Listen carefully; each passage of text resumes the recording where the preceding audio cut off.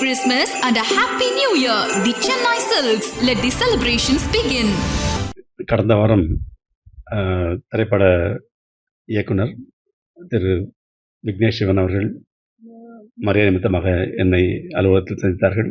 அப்பொழுது அவரோடு வந்த உள்ளூரில் இருந்த சில நபர்கள் அவரை வைத்துக்கொண்டு இந்த சீகல்ஸ் சுற்றுலாத்துறைக்கு சொந்தமான இடத்தை விற்பதற்கான வாய்ப்பு இருந்தால் இவர்கள் எடுத்துக்கொள்வதற்கு விரும்புகிறார்கள் என்றெல்லாம் பேசினார். அப்பொழுது நான் அவரிடத்தில் இது மாதிரி ஒரு ஆதாரம் இல்லாமல் அடிப்படை இல்லாமல் வந்த செய்தியின் அடிப்படையில் எல்லாம் பேசக்கூடாது என்று அவரிடத்தில் அறிவுறுத்தினேன்.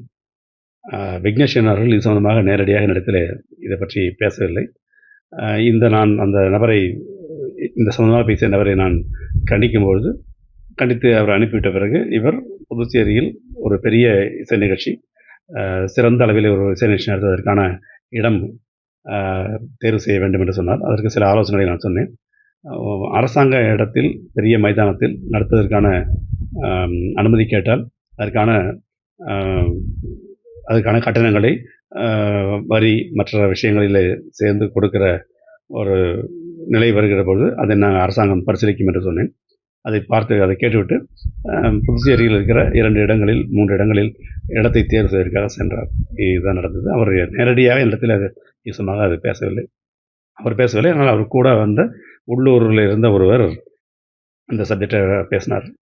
Merry Christmas and a Happy New Year. The Chennai Silks. Let the celebrations begin.